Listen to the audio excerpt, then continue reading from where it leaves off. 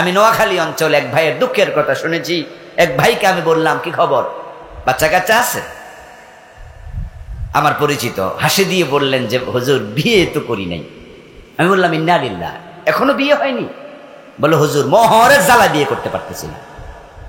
ও কামেল pass, masters pass. বললো এখন যখন ব্যালেন্স করতে যাই যে আমার পরিবার যে স্ট্যাটাসের, এই পরিবার এই ফ্যামিলির বিয়ে করতে গেলে হুজুর 7 লাখ 10 লাখের নিচে কোন বাবা মেয়ে বিয়ে দিতে রাজি হয় না। আমার তো টাকা নেই। এবং বাংলাদেশে যারা মোহর লেখে, মেয়ের বাবা ছেলের কাছে যে কাবিল নিল, মোহর নিল, হেও জানে জামাই দিত না, কিন্তু 5 লাখ লিখতে হইব। আবার যে ছেলে রাজি হলো, ছেলের বাবা রাজি হলো, 5 লাখে লেখেন। ছেলে এবং ছেলের বাবাও জানে আমরাও দিতাম না, ঠিক না? তো লেখলো কেন? তালাক দিতে যেন না পারে, দেয়ার চিন্তা নাই। অথচ মোহর দেয়া স্বামীর জন্য স্ত্রীকে নফল না ফরজ? মাসালা বলেন না, দেন আর না দেন, পরে না চিন্তা করবো যে দিমু কিনা, কিন্তু মাসলা তো কয়া লাগবো।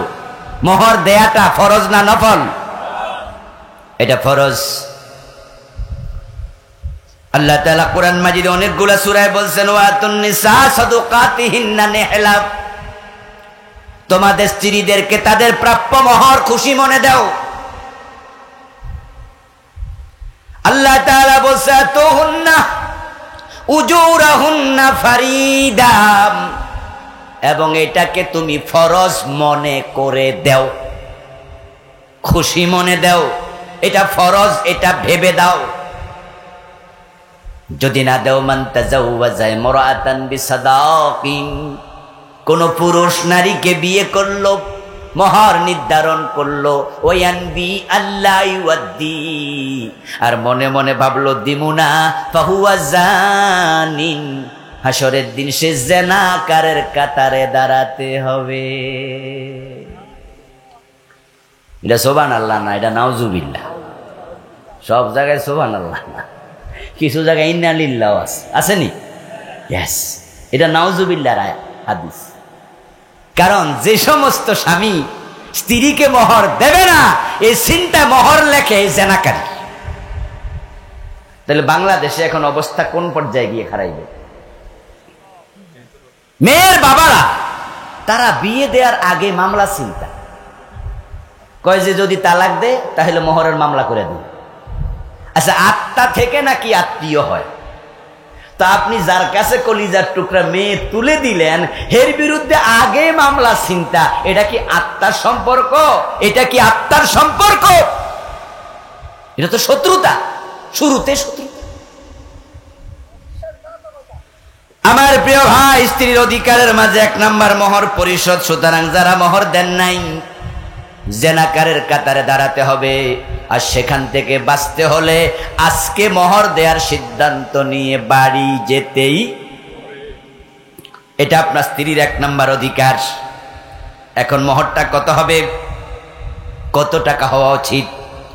কয়লেন নবী সাল্লাল্লাহু আলাইহি ওয়াসাল্লাম, খায়রুস সাদাক আইসারু, প্রিয় নবী বলছেন ওইটাই হলো সেরা মোহর, যেটা পরিশোধ করা স্বামীর জন্য সহজ হয়।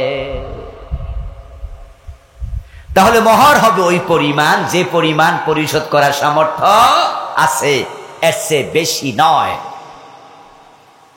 এখন যারা মেয়ের বাবা আছেন তারা আজকে সিদ্ধান্ত নেবেন যে আপনার জামাইকে, আপনার মেয়ের হাজবেন্ডকে আপনি কি জেনাকারের কাতারে দেখতে চান? হাসরের মাঠে তাকে বিপদে ফেলতে চান?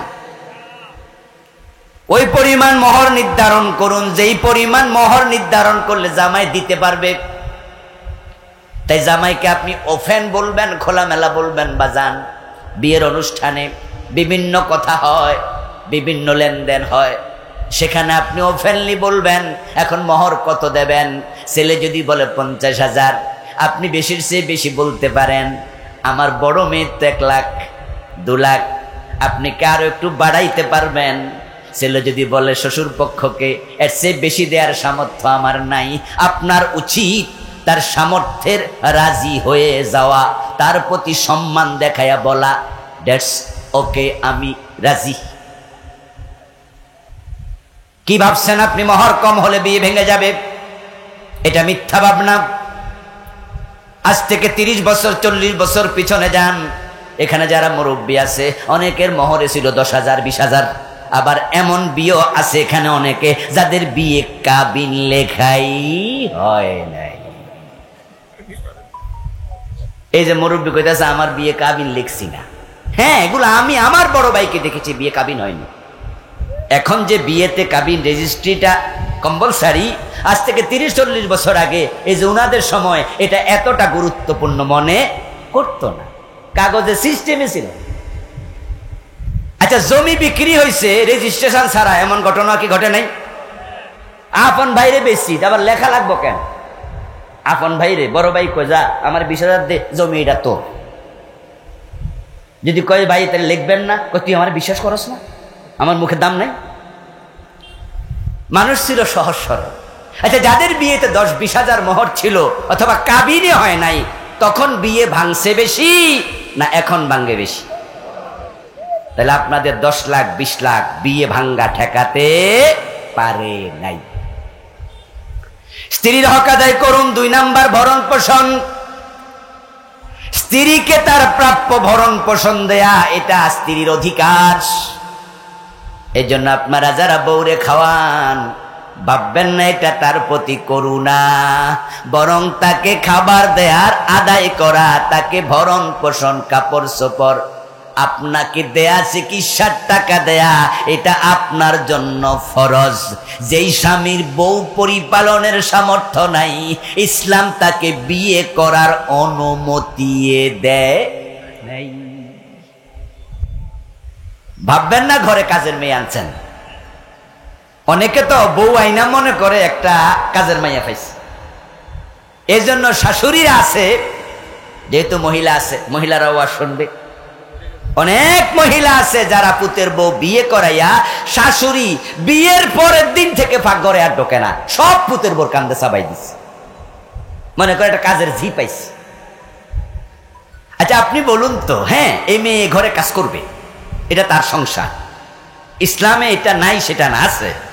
কিন্তু যে মেয়েটা আপনার বাড়িতে আজকে আসলো, গতকালকে আসলো, এই মেয়েটা বড় হলো যেখানে 15 বছর 17 বছর ছিল, যে মাটির সাথে তার নারীর সম্পর্ক, ওখান থেকে 30-50 মাইল দূরে চলে আসলো। তার মনটা কি আদৌ ভালো না একটু কষ্টে আছে? মা ছেড়েছে, বাবা ছেড়েছে, এমন মেয়েও তো আছে মা বাবা ছেড়ে জীবনে এক রাত দূরে থাকে নাই, আজকে 30 মাইল দূরে চলে আসছে। এবং যাদের কাছে আসছে এমন ফ্যামিলি তো বিয়ে হয়, বিয়ের আগে যাদের সাথে পরিচয়টুকুও ছিল না, একবারে নতুন বাড়ি, নতুন ঘর, নতুন পরিবার, স্বামী নতুন, শ্বশুরি শাশুর সবাই নতুন, সব রাইখা আসছে। এই মেয়েটার তো এমনি মন খারাপ, ওরে পরের দিনে পাকঘরে ঢুকাতে হবে কেন? তাকেও একটু ইজি হওয়ার সময় দেয়া উচিত ছিল। মেয়েটা বাসর ঘরে সময় কাটছে স্বামীর সাথে, আর বাসর ঘরে একটু খুনসুটি হয়, স্বামী স্ত্রীর সময় একটু জাগরে জেগে কাটায়, এটাই দুনিয়ার নিয়ম। তাই সকালবেলা ছিল ফজরের পরে, এই শাশুড়ির দরকার ছিল সে নিজে ফজরের নামাজের পরে একটা ডিম ভাজি কইরা, পোস কইরা, একটু রুটি, একটু তরকারি, একটু যা খাওয়ার সেখানে ঘরে পাঠাইয়া দেয়া, বৌমা তোমরা খাইয়া আরো 2 ঘন্টা ঘুমাও। তাহলে এই শাশুড়ির প্রতি মেয়েটার ভালোবাসা বেড়ে যেত। আমার শাশুড়ি ঠিক আমার মা যেমন আদর করে, আমার ঠিক সমান আদর করে। তাহলে মা যে রেখে আসছে, শাশুড়ি পাইয়া কিছুটা ব্যথা ভুলতো, কিন্তু যখন দেখে বাসর ঘরে রাতে ঘুমায় নাই, সময় কাটিয়েছে নির্ঘুম, সকালবেলা শাশুড়ি দরজা নেড়া কয়, বৌমা এখন কিসের ঘুম, পাকঘরে ঢোকো, তখন মনে করে আমি মনে হয় আজরাইলের হাতে পড়ছি। আমাদের দেশে বৌমাদের সাথে শাশুড়িদের সম্পর্কটা মধুময় হয় কম, অম্ল হয় বেশি, তিক্ত হয় বেশি।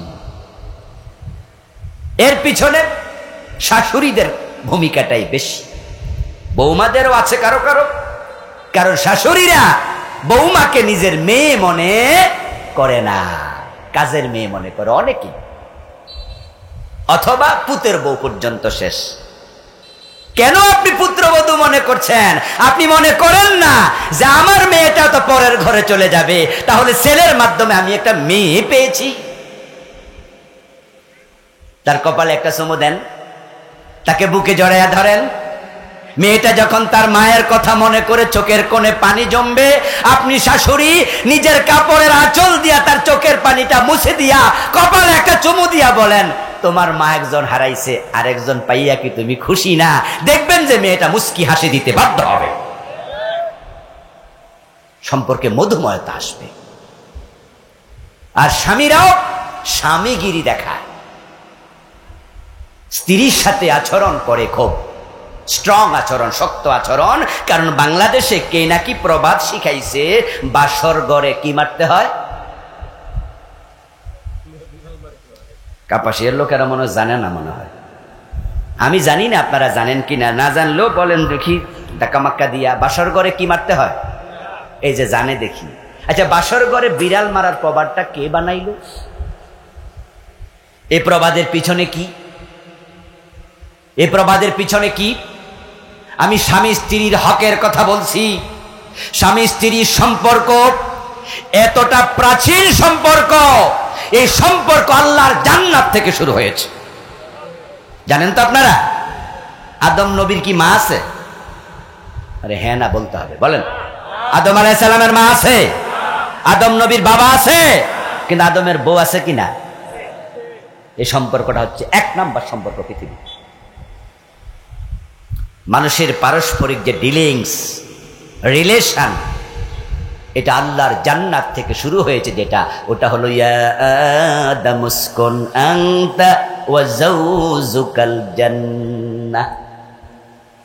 আল্লাহ তাআলা হযরত আদম আলাইহিস সালামের দেহের বাম পাজরের হাড্ডি থেকে মা হাওয়াকে বানালেন। তাহলে দুনিয়ার নারী পুরুষের দেহের অংশের মতোই, সুবহানাল্লাহ পড়েন। এটাকে আল্লাহ তার বড় নিদর্শন বলেছেন, ওয়া মিন আয়াতিহি আন খালাকা লাকুম মিন আনফুসিকুম আজওয়াজা লিতাসকুনু ইলাইহা ওয়া জাআলা বাইনাকুম মাওয়াদ্দাতাও ওয়া রাহমা। আল্লাহ কোরআন মাজিদে বলেন, আল্লাহর বড় বড় নিদর্শনের মাঝে এটা একটা বড় নিদর্শন, তিনি তোমাদের দেহের অংশ থেকে তোমাদের স্ত্রীকে বানাইছে। মানে এখানে আদম হাওয়াকে বোঝাচ্ছে। আদম আলাইহিস সালাম জীবিত মানুষ, উনার পাজরের হাড্ডি থেকে আল্লাহ মা হাওয়া আলাইহিস সালামকে বানায়। এজন্য হাওয়া হাইয়ুন থেকে, হাইয়ুন মানে জীবিত, হাওয়া মৃত জিনিস থেকে হয় নাই, জীবিত আদম থেকে হয়েছে। তারপরে আল্লাহ বলে, শোনো, এই হাওয়াকে পাওয়ার পরে আদমের অন্তর জান্নাতে প্রশান্ত হয়ে গেছে। এর আগ পর্যন্ত আদম জান্নাতের এত নেয়ামত পাওয়ার পরেও তার মনটা প্রশান্ত ছিল না। জান্নাতে নেয়ামতের অভাব নাই, অবারিত নেয়ামত, কিন্তু হাওয়াকে বানানোর আগ পর্যন্ত আদম এত নেয়ামত পাইয়াও তৃপ্ত না, মনটা একটু আনছান আনছান আনছান আনছান করে। এখানে আপনারা যারা বিবাহিত আছেন, অবিবাহিতরা বুঝবা না, ইনশাআল্লাহ ভবিষ্যতে বুঝবা।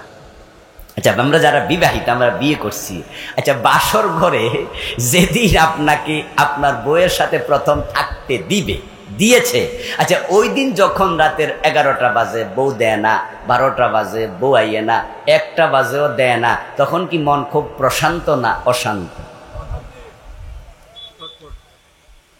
জামাই শুধু কয় যে দুঃখ, আত্মীয় স্বজন ঘুমায় না কেন? হে রাতে তো মেহমান বেশি, নাকি মেহমান বেশি না? সবাই সজাগ। জামাই কয় আল্লাহ, সবাই যদি ঘুমাই যেত এটা ভালো আছে। দেখেন, আপনি একজন মানুষের জন্য আজকে আনসান করছেন। যদি আপনাকে বাসর ঘরে শোয়া রাখে, আপনার মা, শাশি মা, আত্মীয় খালা এসে বলতেছে, এই আব্দুল্লাহ যা, বাসর ঘরে সাজানো আছে বিছনাপাতি সব, তুই যা একা একা শুয়া থাক।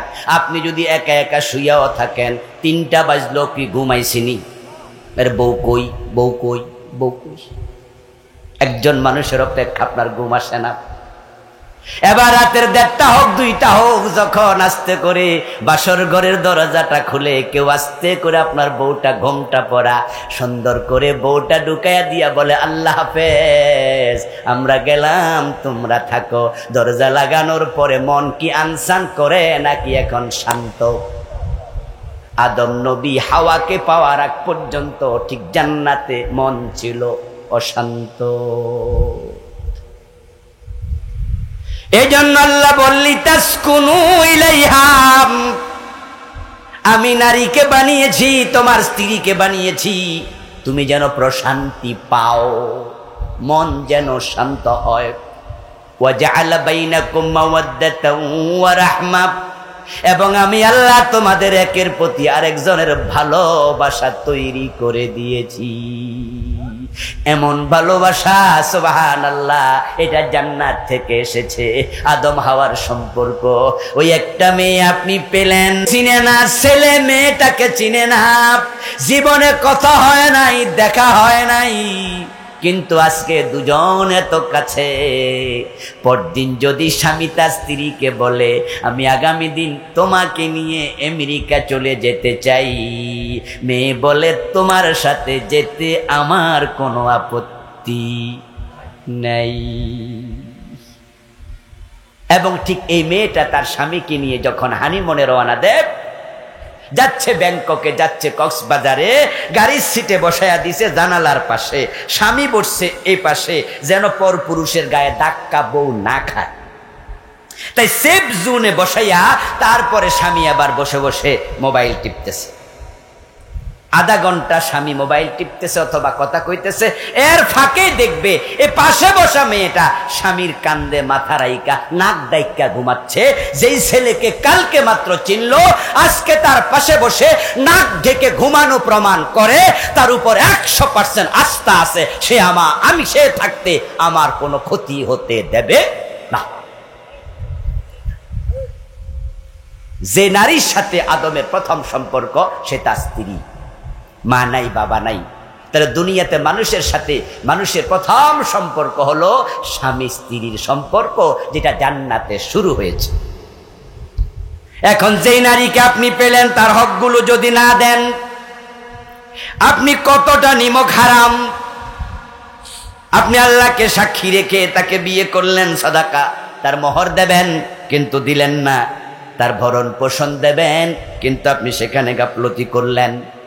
তার 3 নাম্বার হক, তাকে থাকার জন্য আলাদা একটা রুম দিতেই হবে। এই হকে বাংলাদেশের যৌথ ফ্যামিলিগুলো অনেক গাফেল। মনে রাখবেন, আপনার সন্তানকে ততক্ষণ পর্যন্ত বিয়ে করাবেন না, যুবকেরা ততক্ষণ বিয়ে করবা না যতক্ষণ তোমার স্ত্রীর জন্য আলাদা থাকার রুমের ব্যবস্থা করতে পারবা না। তার প্রাইভেসি, তার পর্দার জন্য আলাদা রুম দিতেই হবে। একই ঘরে ভাসুর, একই ঘরে দেবর, একই ঘরে শ্বশুর, একই ঘরে চাচা শ্বশুর, একই ঘরে 12 জন 13 জন থাকে। এই মেয়েটা আলাদা রুম না পাওয়ার কারণে সে ভাসমান থাকে। রাতে ঘুমানোর জন্য একটা চকি আছে, কিন্তু দিনে আলাদা থাকতে পারবে না, সবাই মিলে থাকছে। বেপর্দা, বেপর্দা, দেবরের সাথে পর্দা নাই, বাসুরের সাথে পর্দা নাই, এমন পরিবার কাপাসিয়া আছে কি? দেবরের সাথে পর্দা করা নফল না ফরজ? বরং প্রিয় নবীজি সাল্লাল্লাহু আলাইহি ওয়াসাল্লামকে দেবরের ব্যাপারে প্রশ্ন করা হয়েছিল। আল্লাহর নবী বলছেন আল হামু আল মাউত, দেবর হলো মৃত্যু তুল্য। অন্য মানুষের পর্দা যতটা না শক্ত, ভাবির সাথে দেবরের পর্দা আরো বেশি শক্ত। দেবর আজরাইল, মৃত্যু দেখলে, আজরাইল মালাকুল মউত দেখলে আমরা যেমন পালাবো, আমরা আজরাইলের নাম শুনলে ভয় পেয়ে যাই, রাসূল বলছে দেবর ঠিক তাই। কিন্তু যৌথ ফ্যামিলিগুলোতে দেবরের সাথে পর্দা হয় সবচেয়ে কম, যার কারণে যত জেনা বেবিচার হয় অনেক জায়গায় দেবরের সাথে বেশি হয়, বিশেষ করে যাদের স্বামী বিদেশ চলে যায়। দেবর শব্দটাই ভালো শব্দ নয়। দেবর, দে মানি দ্বিতীয়, বর মানি স্বামী। তো দেবর অর্থ কি? লা হাওলা ওয়ালা কুওয়াতা ইল্লা বিল্লাহ। মানুষের স্বামী কয়জন? এই ভাইয়েরা কথা কন, স্বামী কয়জন? তো তাহলে দ্বিতীয় স্বামী করতে আস, এটা হিন্দুয়ানি শব্দ।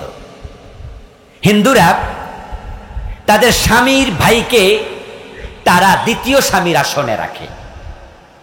আমরা মুসলিমরা এটা বলবো না, আমরা স্বামীর ভাইকে নিজের ছোট ভাইয়ের আসনে রাখতে চাই।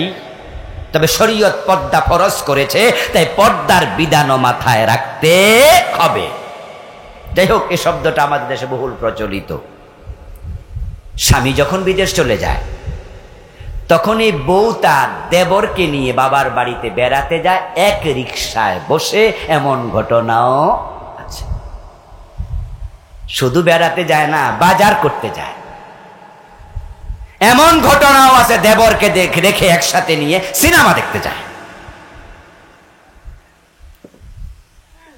আপনার স্ত্রীকে আপনাকে প্রাইভেসি মেনটেনের জন্য, তার পর্দার জন্য তাকে বাসস্থান দিতেই হবে। স্ত্রীর আরেকটি হক হলো তাকে উত্তম আচরণ দেয়া। আশিরুহুন্না বিল মারুফ।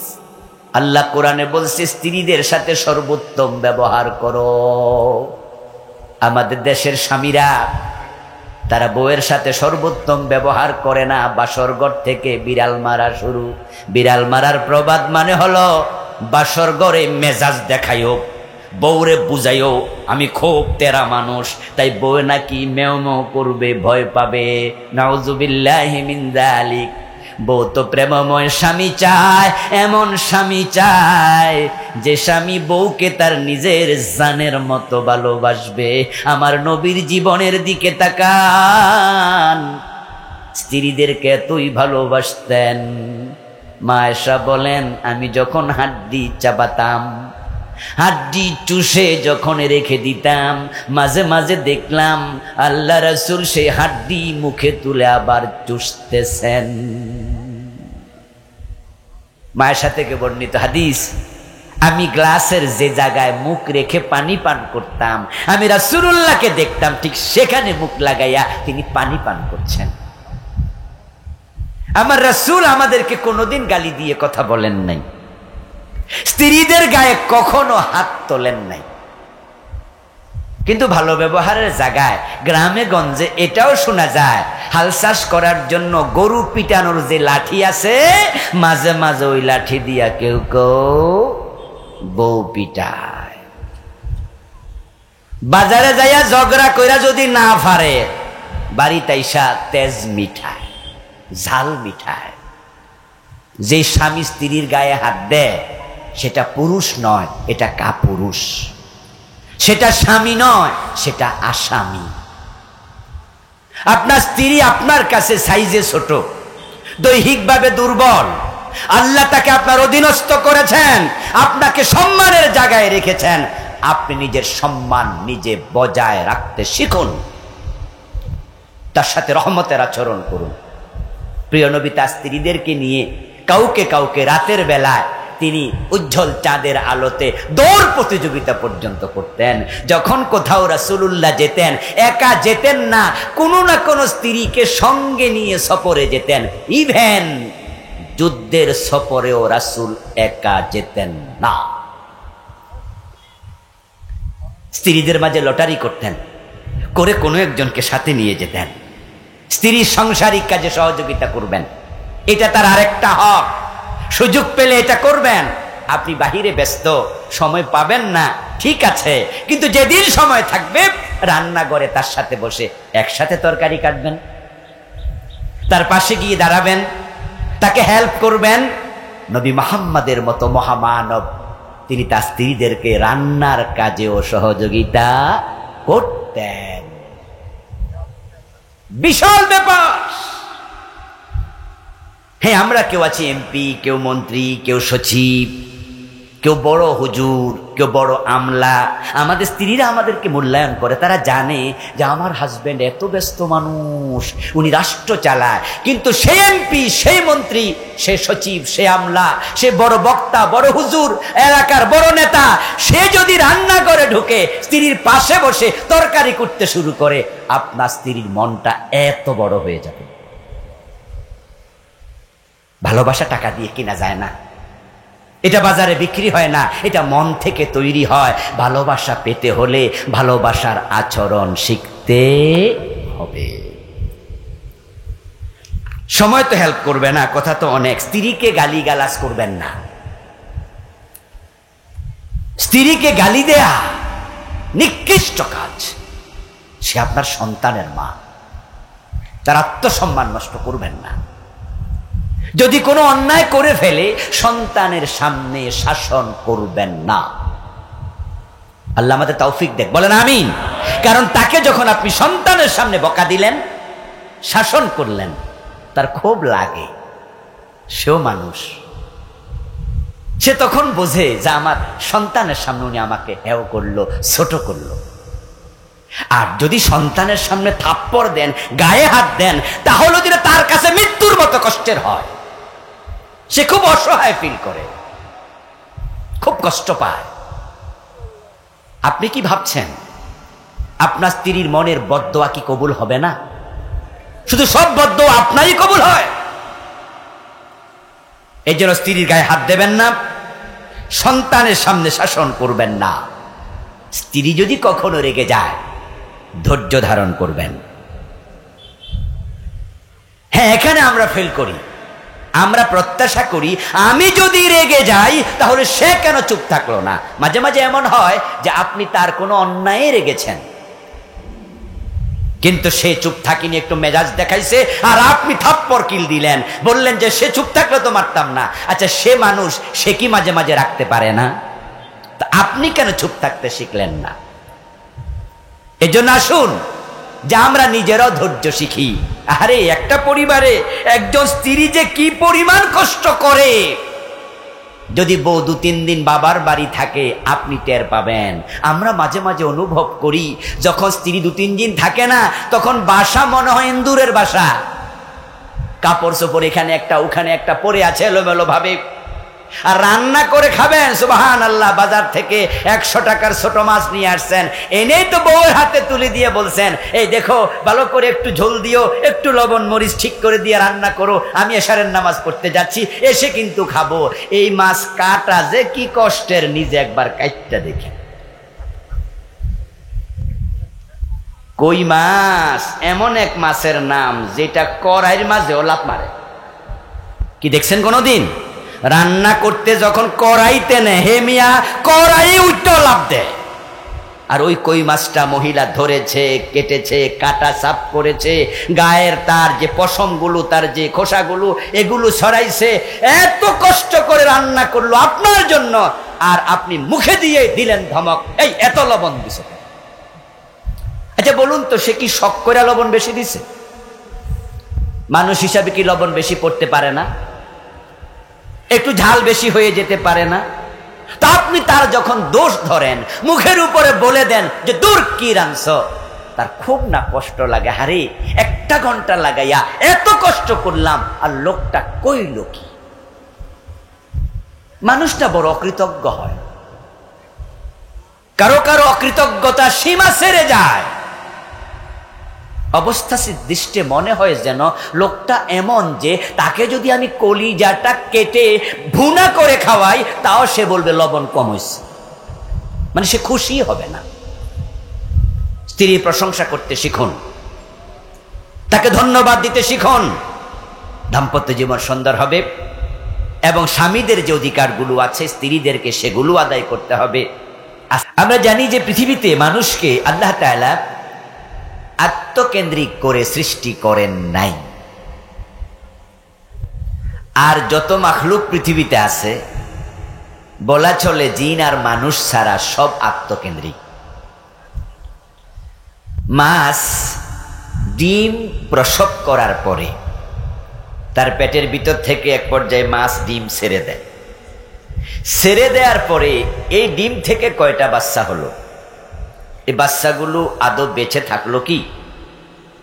মায়ের পেট থেকে বের হওয়া ওই মা মাছ তার বাচ্চাগুলো কয়টা বড় হলো, কয়টা মানুষ খাইলো, এ নিয়ে কোনো চিন্তা করে? এজন্য বাংলায় একটি প্রবাদ আছে, মাছের মায়ের পুত্র শোক। মানে ঘোড়ার ডিম টাইপের প্রবাদ আর কি। ঘোড়ার ডিম, এটাও কিন্তু একটা প্রবাদ। ঘোড়ার কোনো ডিম হয়? মানে কিচ্ছু না।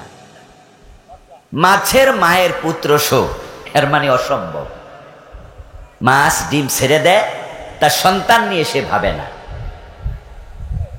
আমার মায়েরা, দুনিয়ার প্রায় সব মাখলুক এরকম আত্মকেন্দ্রিক, তারা নিজেরাই বড় হয়, নিজেরাই খায়। এই যে মুরগি ডিম দেয়, তার ডিম থেকে বাচ্চা হয়। ওই বাচ্চা কোথায় হলো, কই থাকলো, এই নিয়ে ডিম দিয়েছে যে মুরগির, সে মুরগির কোনো মাথা ব্যথা নাই। মুরগিও যে জন্ম নিছে, সে বড় হয়েছে, কোন ডিম আমার জন্মটা হলো, ওই ডিমটা কোন মুরগি দিল, ওই ডিম দেয়া মুরগি তো আমার মা জানি কই আছে, এ নিয়ে মুরগির বাচ্চাও ভাবে না। সবাই হলো আত্মকেন্দ্রিক। কিন্তু একমাত্র মানুষ, যাদেরকে আল্লাহ অন্যের জন্য বানাইছে। এই ওয়াজ আমি জানি না, কারো কারো কাছে নতুনও মনে হইতে পারে, আর জানা থাকলে তো ভালোই। আপনাকে আপনার জন্য বানায় নাই, আপনাকে বানাইছে অন্যের জন্য। এটা আল্লাহর কোরআনের বক্তব্য, কুনতুম খায়রা উম্মাতিন উখরিজাত লিন্নাস। আল্লাহ তাআলা বলেন, তোমরা হলা সৃষ্টির মাঝে সেরা মাখলুক, তোমাদেরকে মানুষের কল্যাণের জন্য বানানো হয়েছে। উখরিজাত লিন্নাস, অন্য মানুষের জন্য তোমাকে আমি বানাইছি। তুমি একা একা জান্নাতে যাওয়ার স্বপ্ন দেখো না, একা একা জান্নাতে যাওয়া যায় না। কু আনফুসাকুম, যারা পারেন তারা পরের অংশ পড়ালাম নিজেরা। কু আনফুসাকুম ওয়া আহলিকুম নারা, জাহান্নাম থেকে একা বাঁচবা না, সিস্টেম নাই। তুমি জাহান্নাম থেকে নিজেকে বাঁচাও এবং তোমার পরিবার পরিজন অন্যকেও বাঁচাও, এটা তোমার দায়িত্ব। জানি না কোন কবি বাংলায় লিখেছেন, তবে কথাটা কোরআনের এই আয়াতেরই ভবানুবাদ। বাবার্থ, আপনাকে লয়ে বিব্রত রহিতে, আসিনি কেহ অবনী পরে, সকলের তরে সকলে আমরা, প্রত্যেকে আমরা পরের তরে। আপনার কাছে ভিক্ষা চাইল, আর আপনি মনে মনে ভাবলেন, সারাদিন কষ্ট করে টাকা আমি কামাইছি, টাকাটা আমার, তোমারে ভিক্ষা কেন দেব, শরমিয়া দেব না। তাহলে আপনি কি পরের জন্য না নিজের জন্য? আত্মকেন্দ্রিক, স্বার্থপর। রাস্তায় পড়ে আছে অসুস্থ রোগী, আপনার সুযোগ ছিল সেবা করার, তাকে একটু পড়ে গেছে কাইথইয়া, আপনি তাকে ধরে একটু তুলে দিতে পারতেন, ধরে একটু হাসপাতাল নিতে পারতেন, একটু সেবা শুশ্রূষা করার সুযোগ ছিল। কিন্তু কে কাইত হয়ে পড়লো, কে পানিতে ডুবে মরলো, কার বাড়িতে আগুন লাগলো, তা নিয়ে আপনার কোনো মাথা ব্যথাই নাই। আপনি আপনার কাজে চলে গেলেন, পরের জন্য হলো না আত্মকেন্দ্রিক হলেন। এই যে আপনি স্বার্থপর হলেন, এটা আল্লাহর সৃষ্টির উদ্দেশ্যের সাথে একবারে সাংঘর্ষিক হলো। এজন্য হাসরের ময়দানে আল্লাহ আপনাকে বলবে, তুমি আমার কাছে কিছুই পাবে না, কারণ তোমারে যে জন্য বানাইছি তুমি সে দায়িত্ব পালন করো নাই। হাসরের দিন বলিবেন, খোদা হে আদম সন্তান, তুমি মোর সেবা করো নাই, যবে সিন রোগে অজ্ঞান। বলিবে মানুষ, হে প্রভু করতার, আমরা কেমনি লইব তোমার পরিচর্যার ভার। বলিবে মানুষ, বলিবেন খোদা, দেখনি মানুষ কেঁদেছে রোগের ঘরে, তারি শুশ্রূষা করিলে তুমি সেতায় পাইতে মরে। ছোটকালে কবিতা পড়ছিলাম, সম্ভবত ক্লাস 4-5 দিকে। এই কবিতা পড়ে মনে করেছি কবিরা তো ভাবুক, তারা তো কত কিছুই বলে, হয়তো কোনো কবি লিখেছে। হাসরের দিন বুঝি আল্লাহ বলবে যে আমার সেবা কেন করো নাই। কিন্তু যখন কামিলে বুখারী খতম করতে শুরু করলাম, আমাদের সময় বুখারী খতম হতো, এখনো কোনো কোনো মাদ্রাসায় হয়। বুখারী কমপ্লিট করতে গিয়ে যখন হাদিস সব একটা একটা পড়া শুরু করলাম, তখন দেখলাম যে এটা হাদিসে কুদসি, স্বয়ং আল্লাহর কথা। এটা কবির কথা না, কবি জাস্ট অনুবাদ করছে কবিতা। আপনাকে আপনার জন্য বানানো হয় নাই, আপনি স্বার্থপর হবেন না, আত্মকেন্দ্রিক হবেন না।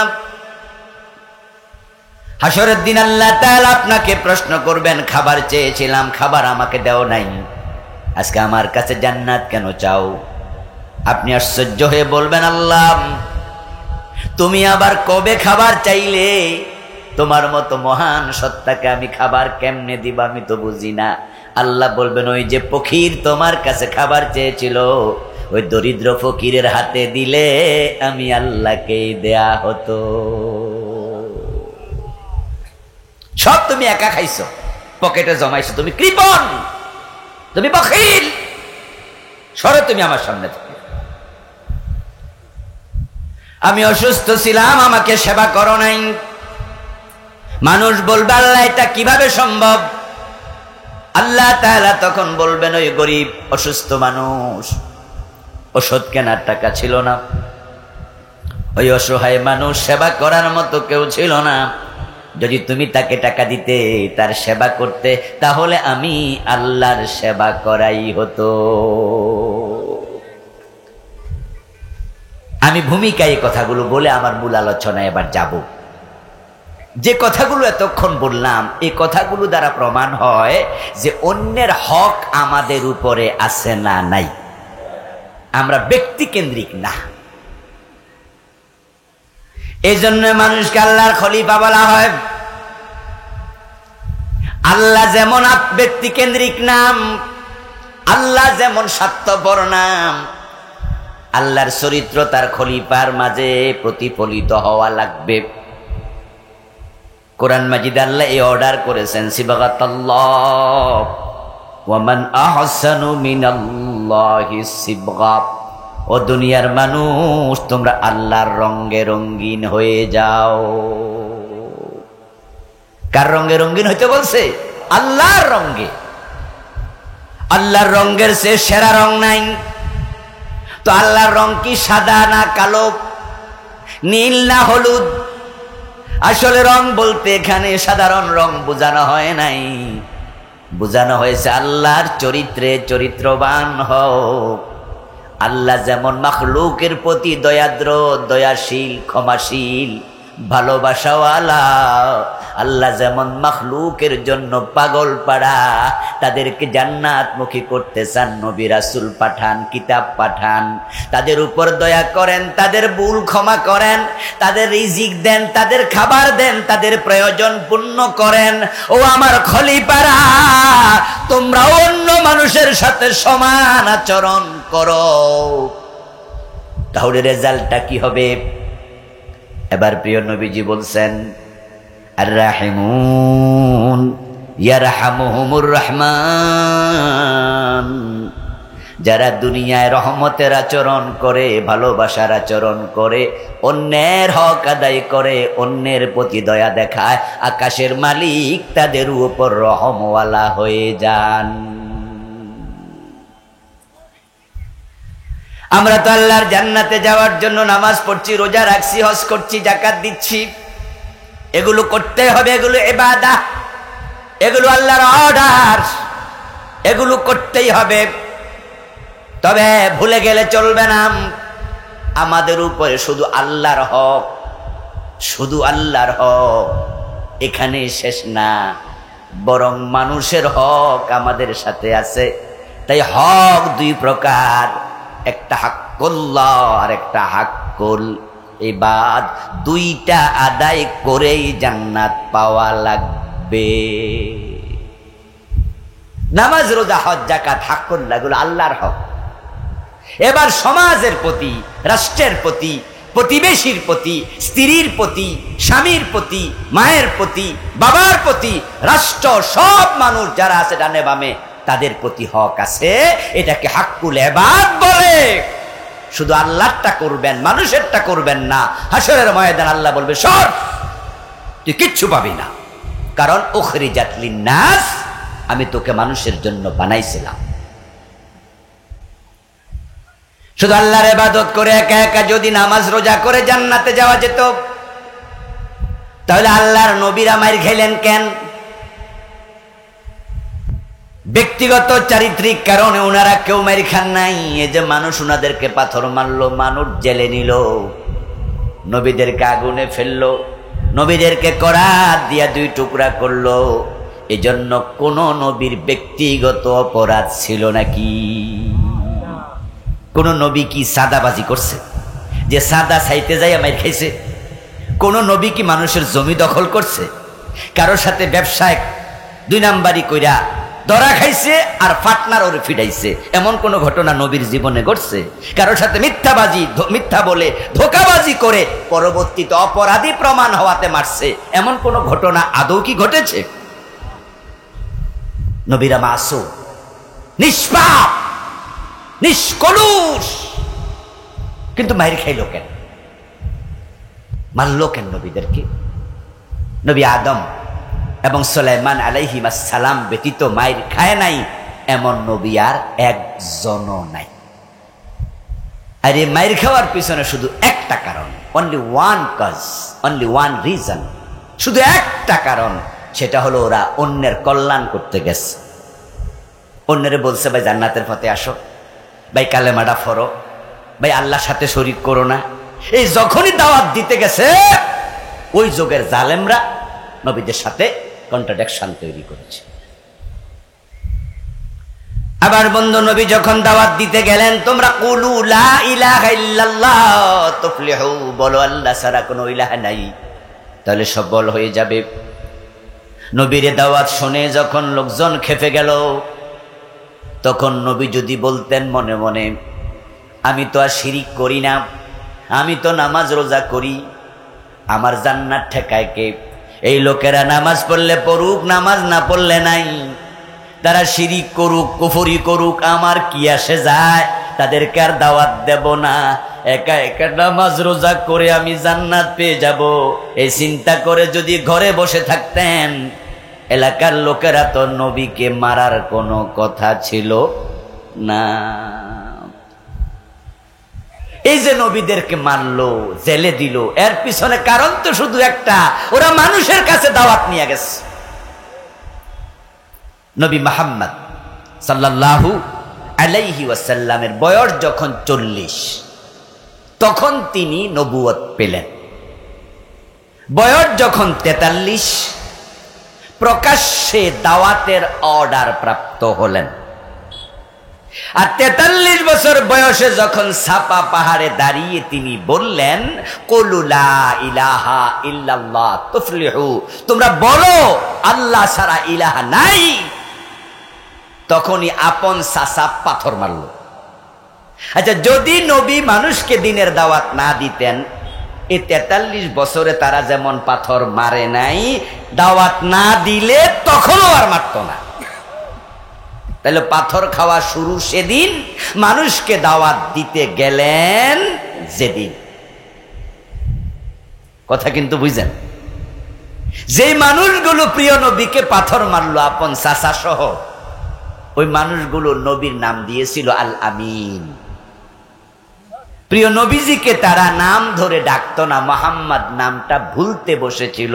তারা বলে আস-সাদিক, সত্যবাদী, তারা বলে বিশ্বস্ত, ওই ভালো মানুষ। কিন্তু দাওয়াত শুরু আর পাথর শুরু। আল্লাহর নবীরা যদি ব্যক্তি কেন্দ্রিক হতেন তাহলে তারা মাইর খেতেন না, কারণ তাদের চরিত্র ছিল 1 ক্লাস 1 নাম্বার চরিত্রের মানুষ। মারবে কেন? তাদের মাইর খাওয়ার পিছনে কারণ মানুষমুখী হওয়া আর মানুষকে জাহান্নাম থেকে বাঁচানোর চেষ্টা করা। এটা নবীর জন্য যেমন ফরজ, এটা সব মানুষের জন্য ফরজ। কুনতুম খায়রা উম্মাতিন উখরিজাত লিন-নাস তা'মুরুনা বিল মা'রুফি ওয়া তানহাউনা আনিল মুনকার।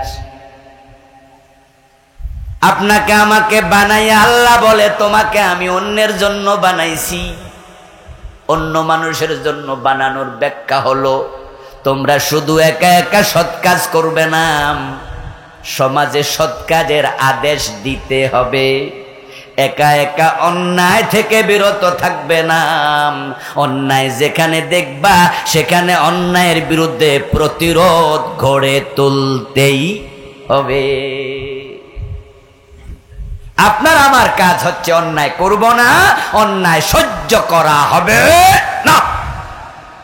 অন্যায় যেখানে প্রতিরোধ সেখানে। আমাদের জীবনের সাথে অন্যের হক জড়িত। তো আজকে আমার প্রতিপাদ্য আলোচ্য বিষয় হলো, আমরা তো আল্লাহর হক নিয়ে কত ওয়াজে শুনলাম, আজকে আমাদের কিছু ডানে বামের লোক মানুষজন তাদের হক কি সে প্রসঙ্গেও একটি অংশ নিয়ে কথা বলবো। সব বলা এক মাহফিলে সম্ভব না। আমি বলতে চেয়েছি যে শুধু নামাজ রোজা করে আপনি জান্নাত পাবেন না, আপনাকে মানুষের হক আদায় করতে হবে। মনে রাখবেন, আংশিক জিনিস চলে না, অর্ধেক চলে না। ফজরের নামাজের ফরজ কয় রাকাত? বলেন না, আবার বলেন, কয় রাকাত? আচ্ছা, এক রাকাত যদি ভালো কইরা পড়েন 15 মিনিট লাগাইয়া, সূরা ইয়াসিন দিয়ে পড়লেন 20-25 মিনিট লাগাইয়া, আর এক রাকাত না পড়া বাড়ি চলে গেলেন, এই এক রাকাতে কি সওয়াব পাওয়া যাবে? বাংলাদেশে টাকার নোট থেকে শুরু, সবচেয়ে বড় নোটটা কত? 1000 টাকা। আচ্ছা, তুই মাঝখানে ছিঁড়ে অর্ধেকটা বাজারে নেন, খরচা পাবেন তো? যত দামি নোটে হোক অর্ধেকটা চলে না। ফজরের নামাজ যত সুন্দর পড়েন, এক রাকাত চলে না, আর এক রাকাত পড়েন নাই, এক রাকাত বাতিল। 1000 টাকার নোট মাঝখানে ছিলেন, অর্ধেকটা নিয়ে বাজারে যান, এটা অচল, এটা বাতিল। চৈত্র মাসের রোজা 15 ঘন্টা 16 ঘন্টা লম্বা রাখা লাগে। সকালে শুরু করলেন, গড়ির দিকে তাকায়া দেখলেন দুপুর 12টা বাজে, মোটামুটি 8 ঘন্টা হয়ে গেছে, 7 ঘন্টা হয়ে গেছে। এখন যদি ইফতার করেন আর মনে মনে ভাবেন অর্ধেক সওয়াব পাইয়া গেছি, আদৌ কি সওয়াব হবে? অর্ধেক রোজা বাতিল, অর্ধেক ইসলামও চলে না। শুধু আল্লাহর হক মানলেন, নামাজ পড়লেন, রোজা রাখলেন, হজ করলেন, যাকাত দিলেন, মায়ের হক দেন না, বাবার হক দেন না, বউয়ের হক দেন না, স্বামীর হক দেন না, ভাইয়ের হক দেন না, বোনের হক দেন না, প্রতিবেশীর হক দেন না। অর্ধেক ইসলাম নিয়ে আখেরাতে মুক্তি পাওয়া যাবে না। কিন্তু আমরা শয়তানে বুঝাইছে, না না, বেহেশত আল্লাহ তোরে না দিয়া কারে দেয়। তুই 5 ওয়াক্ত নামাজ, 1 ওয়াক্ত শাশ্বত, তুই তাহাজ্জুদও পড়স। এজন্য কপালে দাগওয়ালা 5 ওয়াক্ত নামাজি বোনের জমিটা দখল করে রাখছে। মা বাবা 8-10 বছর আগে মরছে, এখনো বোনের হক দেয় না, এমন নামাজি ভাই এদেশে আছে না নাই? ভাবছে নামাজ জান্নাতের চাবি, তো নামাজ তো সারি না। ও দোস্ত, একদের দর্শিতা হওয়া যাবে না। শুধু হাদিস কোরআনের এক সাইড পড়ে আপনি ইসলামের কনসেপ্ট নেবেন না, পূর্ণাঙ্গ ইসলাম বুঝুন। এই যে আপনি আপনার ওয়ারিসের হক কাইট্টা রাখলেন, দিলেন না, প্রিয় নবীর বক্তব্য সুস্পষ্ট। قال النبي صلى الله عليه وسلم من قطع ميراث وارثه قطع الله ميراثه من الجنة। যে ব্যক্তি ওয়ারিসের মিরাস কেটে রাখে, আল্লাহ তার জান্নাত কেটে নিয়ে নেন। বরং আল্লাহর ইবাদত করে যতটা তাড়াতাড়ি জান্নাত পাওয়া যায়, মাখলুকের হক দিয়া জান্নাত আরো তাড়াতাড়ি পাওয়া যায়। আবার বলছি, ভালো করে শোনেন, আল্লাহর যে হক আছে, নামাজ, রোজা, হজ, যাকাত, এগুলো কার হক? জোরে বলেন, কার হক? এগুলো করে যত তাড়াতাড়ি জান্নাত পাওয়া যায়, মাখলুকের হক দিয়া জান্নাত আরো তাড়াতাড়ি পাওয়া যায়। কেন? কারণ আল্লাহ চাইলে নিজের হক ক্ষমা করেন, কিন্তু মাখলুকের হক যদি আপনি নষ্ট করেন, আল্লাহ ক্ষমা করবেন না যতক্ষণ সে মাখলুক ক্ষমা না করে। আপনার বয়স ধরেন 80 বছর বয়সে বুড়া হয়ে গেছেন, এখন চলতে পারেন না। বয়স যখন বেড়ে যায়, কবরের কথা তুলনামূলক কি কম মনে হয় না বেশি হয়? ভাইয়েরা কথা কন না কিছু? আচ্ছা, রোগ শোক হওয়ার পরে অসুস্থ হইলে মরার কথা কি কম মনে হয় না বেশি? ইয়েস, 80 বছর বয়স। আপনি এবার বুঝছেন যে খাইছি রে, কোন দিন আজরাইল আসে কওয়া তো যায় না। কিন্তু জীবনে কত নামাজ কাজা করছি, যৌবন কালের কথা মনে পড়ল, স্বাস্থ্য বোন খালতো বোনের সাথে জেনা ব্যভিচারও করছি, মনে পড়ে গেল ইয়াং বয়সে কত রোজা ভাঙছি, বন্ধুদের আড্ডায় যাইয়া তো একবার হেরোইনও মুখ লাগাইছি, পেন্সিডিলের বোতলও টানছি। আমার উপায় কি? 80 বছর বয়স, যদি মরে যায় উপায় তো নাই। এবার তাহাজ্জুদে যাইয়া সেজদা দিয়া চোখের পানি ছেড়ে আপনি বললেন, রব্বানা যালামনা আনফুসানা, আমার রব, আমি তো জেনাকারী, আমি তো আল্লাহ সুদও খাইছি, আমি তো মদ খাইছি, আমি তো বেনামাজি ছিলাম, কিন্তু আমি এখন বুঝছি আমার তো উপায় নাই, আমি তোমার কাছে মাফ চাই, তোমার কাছে ক্ষমা চাই। চোখের পানি ছাইরা দিয়া তাহাজ্জুদের বিছানা বিজালেন। বলুন তো, তওবা করলে ক্ষমা পাওয়ার সম্ভাবনা আছে না নাই? তবে যদি মানুষের হক নষ্ট করেন, চোখের পানি ছাইরা যদি পুরা তাহাজ্জুদের বিছানা ফুকুর বানান, আল্লাহ চিৎকার, আপনার চিৎকার শুনে বলবে, বান্দা আমার কাছে মাফ চাইয়া লাভ কি? এটা তো আমার হক না। তাহলে জটিল কোনটা? জটিল কোনটা? বান্দার হক, মানুষের হক। বরং মানুষ যখন বান্দার প্রতি, মাখলুকের প্রতি দায়িত্ব আদায় করে, আকাশওয়ালা তাড়াতাড়ি খুশি হয়ে যায়। রাসূলুল্লাহ সাল্লাল্লাহু আলাইহি সাল্লাম বলেন, দেখো মাখলুকের সেবায় আল্লাহ কত খুশি হয়। মেরাজের রাতে আমি নবী মুহাম্মদ জান্নাতে ঢুকলাম, দাখালতুল জান্নাহ, আমি জান্নাতে ঢুকেছি। তারপরে দেখলাম রাজুলান, রাআইতু রাজুলান ইয়াতাকাল্লাবু ফিহা, জান্নাতে যেখানে যাই সেখানে একজন ব্যক্তি পুরা জান্নাত ঘুরে বেড়াচ্ছে। ফেরদাউসে গিয়ে দেখা, আদনে গিয়ে দেখা, খুলদে গিয়ে দেখা, এক ব্যক্তির সাথে পুরা জান্নাতের সব জায়গা আমার দেখা হয়। আমি অবাক হলাম, জিব্রিলকে জিজ্ঞাসা করলাম, ও জিব্রিল ভাই আমার, এই লোক কি নেকামল করেছে, আল্লাহ পুরা জান্নাত তার জন্য বাড়িত করে দিয়েছে।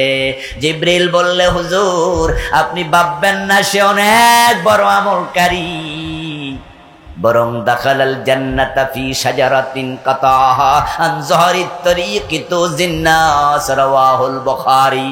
সহিহ বুখারীর হাদিস শোনাচ্ছি প্রিয় ভাই। রাসূলুল্লাহকে জিবরিল বলেন, এই লোকটা জান্নাত পাওয়ার পিছনে কারণ শুধু একটা, সেটা হলো মানুষের চলাচলের রাস্তায় একটা গাছ ছিল। পথিক রাতের বেলায় ওই মোড়ের গাছটাতে ধাক্কা খাইতো, হোঁচট খাইতো, ব্যথা পাইতো, এটা রাস্তার মোড়ে ছিল। এই লোকটা সিদ্ধান্ত নিল, এই রাস্তাটা আমি পরিষ্কার করে দেব, এই গাছটা আমি কেটে ফেলে দেব, মানুষের উপকার করতে চাই। সে কষ্ট করে গাছটা কেটে ফেলেছে। এই আমলে খুশি হইয়া আল্লাহ পুরা জান্নাত তার জন্য খুলে দিছে। মানুষের উপকার আল্লাহর এত পছন্দ, এত পছন্দ। শুধু একটি পিপাসিত কুকুরকে পানি খাওয়াইয়া একজন পতিতা তার জীবনে সব গুনাহ ক্ষমা পেয়েছে, এমন হাদিস কি আপনারা শুনেছেন আগে? মাশাআল্লাহ, যে শুনেছেন, এটাও বুখারীতে। মাখলুকের প্রতি দয়া দেখান, ভালোবাসা দেখান, মানুষের হক দেন। এখন এই জমিনে যত হক মানুষ আমাদের কাছে পাবে, তার মাঝে আজকে বলবো আমি স্বামী স্ত্রীর হক প্রসঙ্গে। আমরা এখানে অনেকেই হাসরের ময়দানে ধরা খাওয়ার আসামি হব। অসংখ্য স্বামী জমিনে আছে, বউয়ের হক দেয় না। আবার অসংখ্য বউ আছে, স্বামীর হক যথাযথ আদায় করে না। এবং ইসলাম স্বামী স্ত্রীর মাঝে কি কি হক আবশ্যক করেছে, অনেক স্বামী স্ত্রী এটা জানেও না। বিয়ে করছেন 30 বছর আগে, 40 বছর আগে, দাড়ি পেকে গেছে, এখনো মোহর আনা দেয় নাই। এমন 2-4 জন স্বামী আজকের মাহফিলে থাকার সম্ভাবনা আছে। বাংলাদেশে কত পার্সেন্ট লোক বউয়ের মোহর দেয়? কত পার্সেন্ট? বরং সেটা বর্তমানে আরো জঘন্য পর্যায়ে চলে গেছে। এমন পরিমাণ মোহরানা ধার্য করা হয় যা দেয়ার সামর্থ্য অনেক স্বামীর নাই। এলাকা খোঁজ নেবেন, ছেলে রিক্সা চালায়, ওর বিয়ে তো 3 লাখ 5 লাখ মোহর। এই সিস্টেম কি আপনাদের কাফাসিয়া আসেনি? আছে।